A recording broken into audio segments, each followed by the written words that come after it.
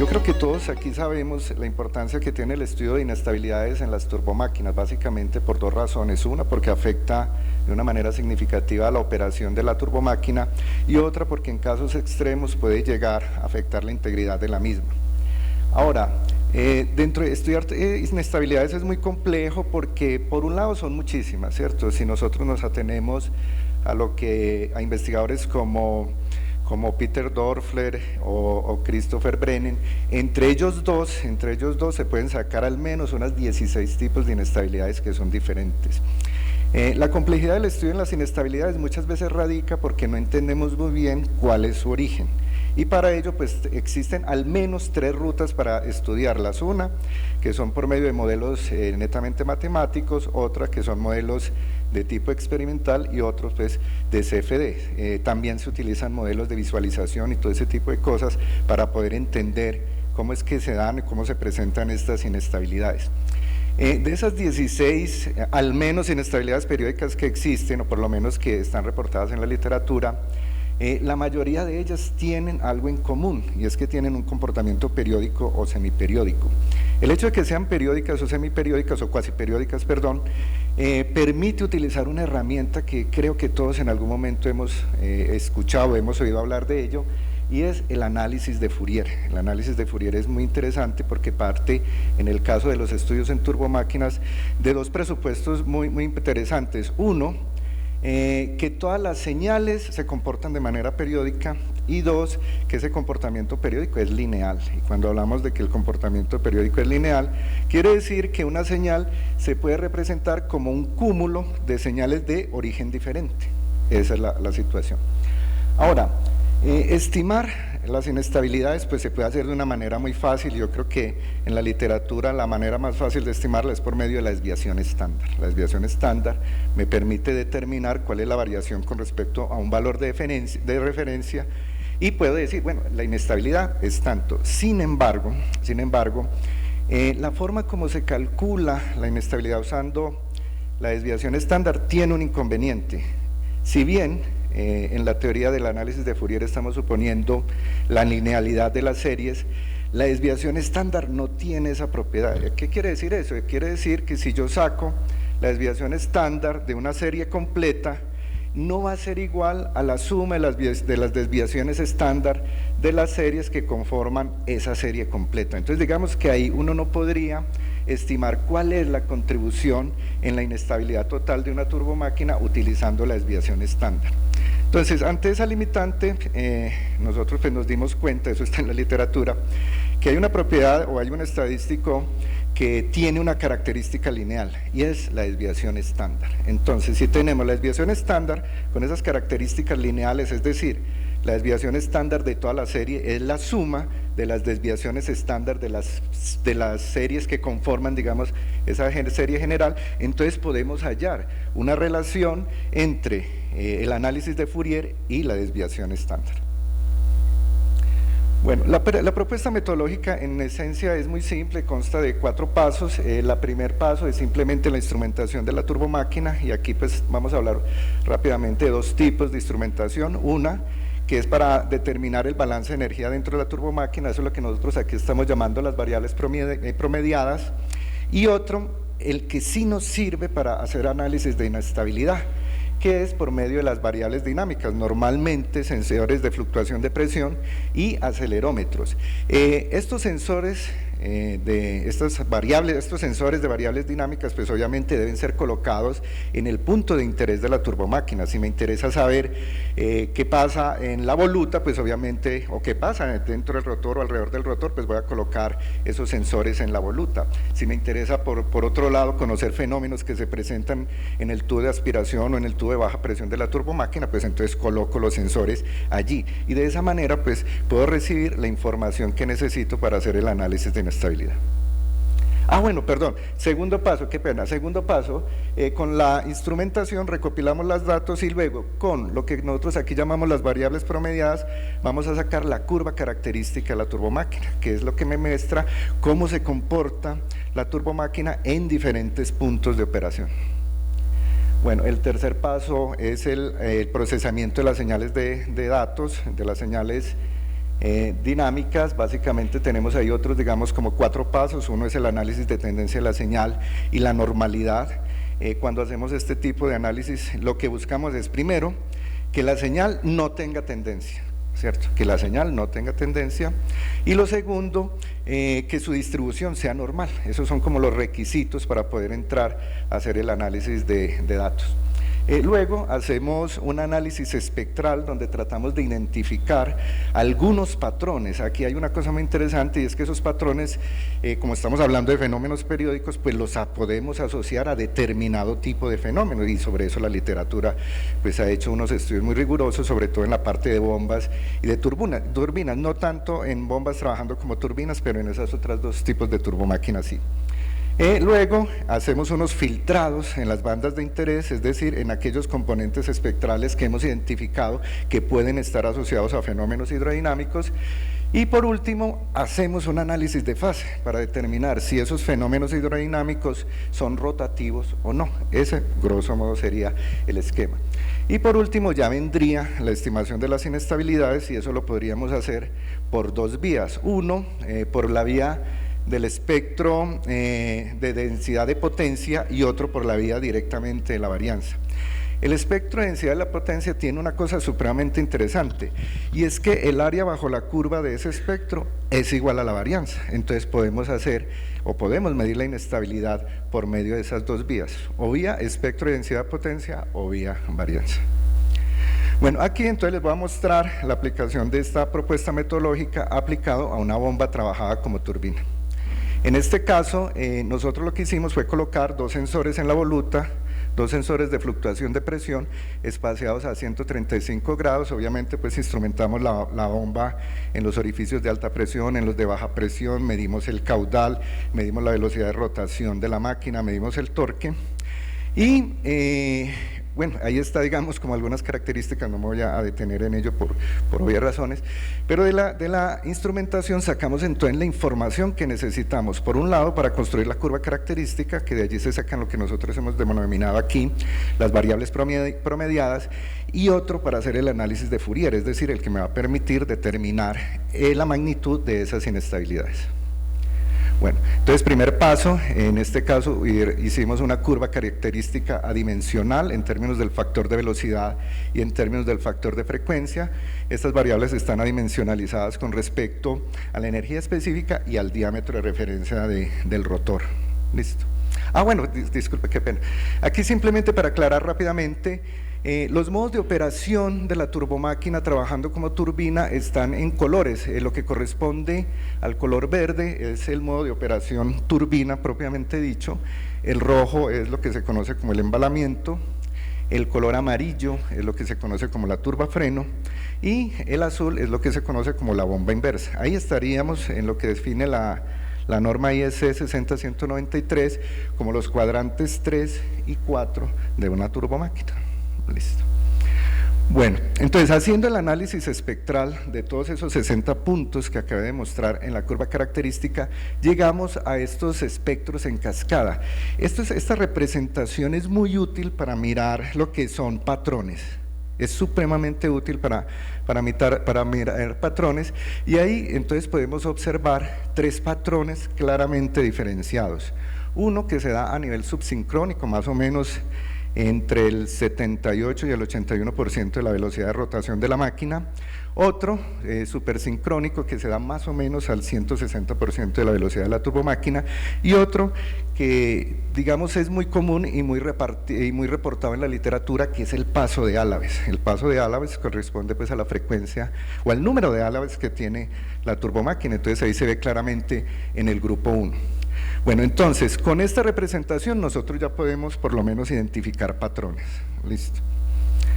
Bueno, después de que se identifican patrones, cada uno de esos patrones se filtran en una banda. En este caso nosotros filtramos en unas bandas muy pequeñas, en unas bandas de 2 Hz.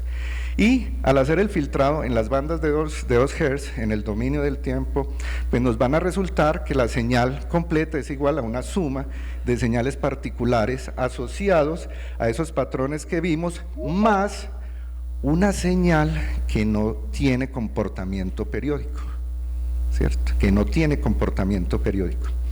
Bueno, entonces, si analizamos solamente los tres grupos de señales o los tres grupos de fenómenos hidrodinámicos de interés, los que marcamos ahí como el grupo 1, 2 y 3, entonces podemos hacer esta representación en términos de la magnitud superpuesto sobre la curva característica. Entonces eso visualmente nos da una idea de cuál es la magnitud de los fenómenos hidrodinámicos de unos con respecto a los otros. Entonces, en ese caso, por ejemplo, podemos observar que el paso de Álaves es un fenómeno que tiene mucho peso, sobre todo en la zona baja de turbina y en la zona de turbina inversa. Ahí se alcanza pues a ver. Y ahí vemos los otros grupos en función del factor de frecuencia analizado. Bueno, otra cosa interesante, sé que estamos un poco cortos de tiempo, iba a lo de, nosotros tenemos dos opciones para calcular esas inestabilidades, perdón. Entonces, si lo quiero hacer vía espectro de densidad de potencia, pues simplemente saco el espectro de densidad de potencia, mido el área bajo la curva y ahí obtengo el valor de la varianza. Realmente eso es equivalente pues a la varianza. Y si no, con la señal filtrada simplemente le saco la varianza y ahí tengo el valor. Entonces, en la figura 4 están por los dos métodos para el sensor 1, y la diferencia entre los dos no es mucho, o sea, el error medio entre los dos métodos está por el orden del 4 y el 5%. Obviamente esas diferencias se deben al mismo procesamiento matemático, seguramente a la elección de la banda, pueden haber muchos factores que hagan pues de que eso no sea exactamente igual, pero los resultados, por lo menos gráficamente, sí parecen coherentes, parecen consistentes. En el caso de la figura 2 se muestra lo mismo, solamente que para el sensor 2, y ahí se puede observar, ¿cierto?, cuál es el fenómeno más predominante y en qué zona de la curva característica predomina. Por ejemplo, en el caso del fenómeno sincrónico, subsincrónico, en la zona donde más predomina es en la zona de turbina freno, entonces ahí gráficamente lo podemos observar. Y ya por último, quiero mostrarles esta gráfica simplemente para mostrarles que bajo estas suposiciones y bajo estas hipótesis nosotros podemos determinar de alguna forma, por lo menos descriptiva, cuál sería el aporte en términos de inestabilidad de los fenómenos que son periódicos o cuasi periódicos versus los fenómenos que no tienen esta característica. En este caso en particular se puede observar que los fenómenos que no son no periódicos tienen muchísima más contribución en la inestabilidad de la turbomáquina que los fenómenos periódicos. Muchas gracias.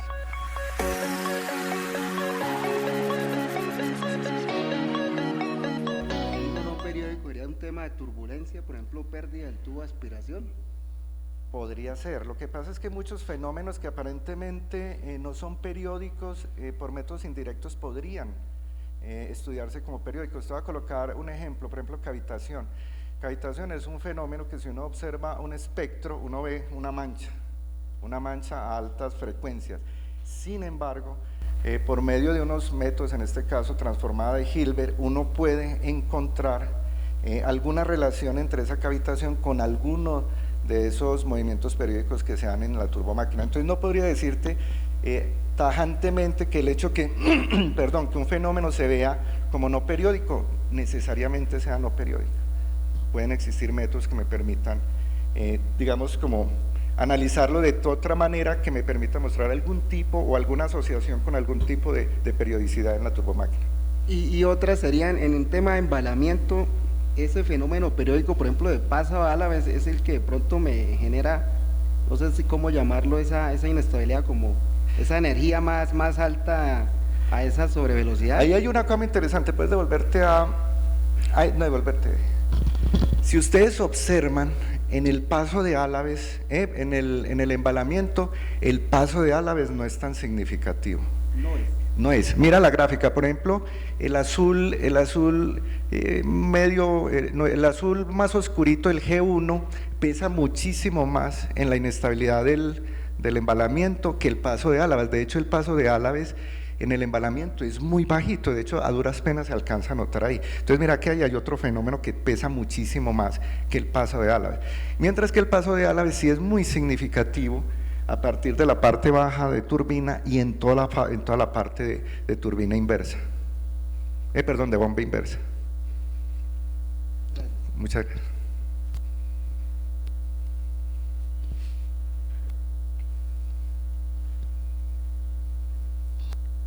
Gracias. Hernán, dos preguntas que me surgen con la presentación. La primera es que hablas de fenómenos periódicos, pero no achacas ese comportamiento a ninguno en específico. Bueno, listo. Esa por un lado, si hay alguna dificultad, y si nos puedes mostrar en esa cascada los diferentes fenómenos que aparecen y si se pueden atribuir a algo. Y la segunda pregunta que se me ocurre, Hernán, es, bueno,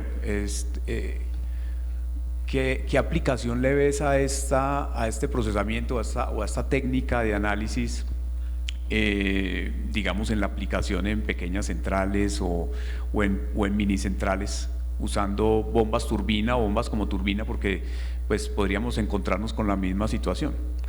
Bueno, listo. Con respecto a la primera, no ahondé en el tema, digamos, pues por la cuestión de tiempo, pero voy a decirlo de una manera muy rápida. En esos tres fenómenos nos podemos devolver a la... No, ahí, listo.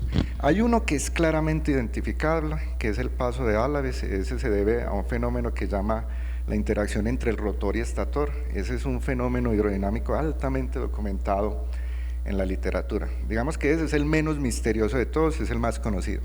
Los otros dos, en el nivel que llevamos la investigación, todavía no tenemos la evidencia suficiente para decir categóricamente qué son. El fenómeno subsincrónico, el que está más o menos entre el punto 78 y el 81%, sospechamos que podría ser un rotating stall, aunque tiene un poquito la frecuencia un poquito alta para un rotating stall, pero sospechamos que puede ser un rotating stall porque para eso colocamos los dos sensores, pudimos demostrar que ese fenómeno es rotativo. Listo, que ese fenómeno es rotativo. Y con respecto al componente que está aproximadamente en 1.6 veces la velocidad de rotación de la máquina, ese fenómeno sí nos tiene completamente desconcertados por lo siguiente. En el caso del fenómeno subsincrónico, el que sospechamos que es rotating stall, se nota claramente que el fenómeno gira en dirección de la rotación de la máquina, pero en el que está 1.6, él gira al revés. Eso sí nos tiene completamente descrestados. Es un fenómeno rotatorio, pero está girando en revés en dirección contraria a la rotación del rotor. Ahí estamos, que todavía no sabemos qué hacer. No, eso es lo más preocupante. Bueno, claro que aquí sí hay que aclarar con respecto a la literatura, ¿cierto? Uno maneja ciertas bases de datos, pero nosotros sabemos que la producción literaria, científica es inmensa, entonces no sabemos si de pronto alguien en alguna parte sí haya notado lo mismo. Entonces ahí sí dejo como esa salvedad. Me refiero, Web of Science o Scopus, no, de ahí en adelante no sabemos si de pronto alguien por allá en China, en alguna parte, haya descubierto algo así.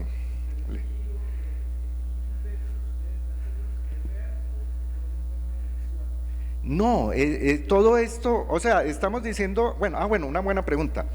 Ese giro inverso, como estamos dentro de la voluta y no tenemos ventana de visualización, o sea, es indirecto, estamos simplemente calculándolo con la fase de la señal. Entonces, en el caso de estos fenómenos, por eso tenemos los dos sensores, entonces hay una diferencia de tiempo cuando un fenómeno pasa por un sensor y luego en otro, entonces decimos, están en desfase. Entonces, digamos, ahí hay movimiento. Listo, entonces mirando el desfase uno sabe en qué dirección va. Pero entonces ahí es donde nos desconcierta un poco ese de componente 1.6 porque va en dirección contraria, entonces no sabemos ni cómo imaginarnos que eso ocurre, ¿cierto? Pero según el análisis de fase va en dirección contraria. Ahí estamos, si alguien tiene alguna idea, maravilloso. Bueno, otra pregunta que me hizo el profe, me acuerdo de la última, utilidad de esto. A ver, todo esto apunta a poder diseñar unas cartas de operación de turbinas o de bombas trabajando como turbinas.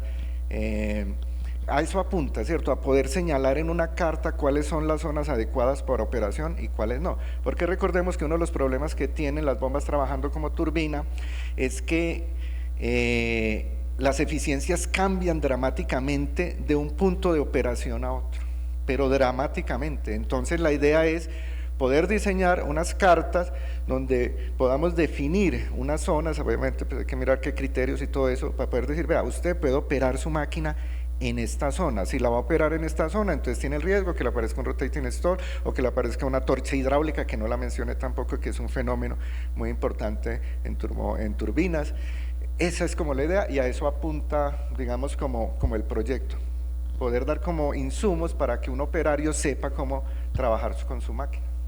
Yo creo que vale la pena seguir trabajándole a eso. O sea, mi pregunta iba ya a, bueno, ¿y ahora qué sigue? ¿Qué van a seguir, en qué van a seguir investigando? Pero yo creo que valdría la pena, si no se han puesto en esa tarea, juntarse con los estudiantes del profesor Ramiro y ver que, porque la verdad es que lo interesante es que podamos llegar con esas soluciones a las zonas no interconectadas, a los sitios donde la gente no tiene energía y que pueda utilizar de pronto una bomba que compra en el mercado y un motor que compra en el mercado para producir energía, y aunque sea de mala eficiencia, por lo menos tiene energía, porque tantas zonas que no tienen energía, pues una solución sería estupendo. Entonces pues los felicito y también quiero agradecerles porque eso genera un poco de conciencia y de inquietudes en los estudiantes aquí de la Escuela Colombiana de Ingeniería, y espero que eso les genere ganas de investigar también al respecto, porque es bien importante. Muchas gracias.